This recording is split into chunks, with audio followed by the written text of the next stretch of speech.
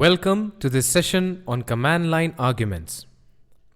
We assume that you have gone through and understood the topics, namely programming paradigms, introduction to object-oriented programming, basics of object-oriented programming, coding standards, arrays and strings. This will help you in better understanding of this session. In this session, we will discuss the concept of command line arguments and its implementation in the program. We will also revisit the main method prototype. Let us understand the concept of command line arguments. The command line arguments are used to pass inputs given by user as arguments to the main method. In the prototype of main method, we mention an array of strings as its arguments. This array of strings can be used to hold the command line arguments passed to the program. String is chosen as the type of arguments here, as string type variable can hold data belonging to any primitive data types like int, float, double, etc. In a Java program, these arguments can be converted to the corresponding primitive types using predefined methods. We will discuss few of these predefined methods along with their implementation. Let us consider a business scenario of retail application domain to understand the use of command line arguments. The retail store management wants to allow the customers to pay their bills in two modes, either using a credit card or by cash. If the customer chooses to pay by credit card, then a processing charge is applicable on the bill amount. If the customer chooses to pay by cash, then processing charge is not applicable. Hence, in this scenario, it is required to accept the mode of payment and processing charge as inputs using command line arguments. Consider that two classes have been written for the retail application domain, namely purchase class and retail class. Purchase class contains two instance variables, bill ID and bill amount, the constructor for initializing the instance variable. Assume that in place of the given comment, appropriate getter methods for the instance variables are written.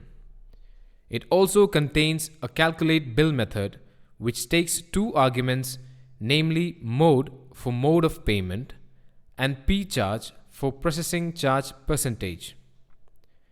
If the mode of payment is credit, then processing charge is added to the bill amount. Otherwise, there is no change to the bill amount. The retail class is a starter class hosting the main method. The first command line argument passed, that is args0, is assigned to the local variable, mode as mode of payment. Similarly, the second argument, that is args1, is assigned to p-charge as processing charge percentage. Now an object is created for purchase class by passing the values for bill ID and bill amount, and the reference is assigned to per object. Once the bill ID and bill amount are displayed, the calculate bill method is invoked by passing mode of payment and processing charge. After completion of calculate bill method, net bill amount is displayed. When this program is executed, it results in compilation error as incompatible types. Let's check why. This is because of the data type of the local variable p-charge, which is int. However, when the command line argument args1 assigned to processing charge is a string, we cannot assign a string to an integer. Then how do we accept the arguments of type other than string? As mentioned earlier, this requires conversion of string type to the appropriate type of the local variable. This is done through predefined methods in Java. Now look at the modified code.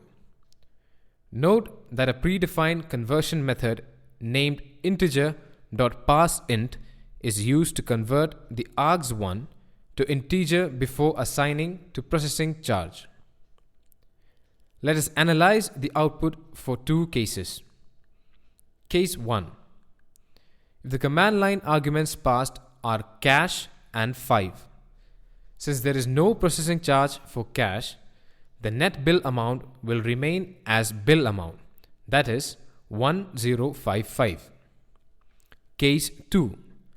If the command line arguments passed is credit and 5%, processing charge will be added to bill amount and net bill amount will be 1107.75. Having understood command line arguments, let us revisit the main method prototype. The main method is declared public, hence can be accessed from anywhere. The keyword static ensures that main method can be invoked without instantiating the starter class. The return type void indicates that main method does not return any value. The parameter string args, that is array of strings, is used to hold the command line arguments.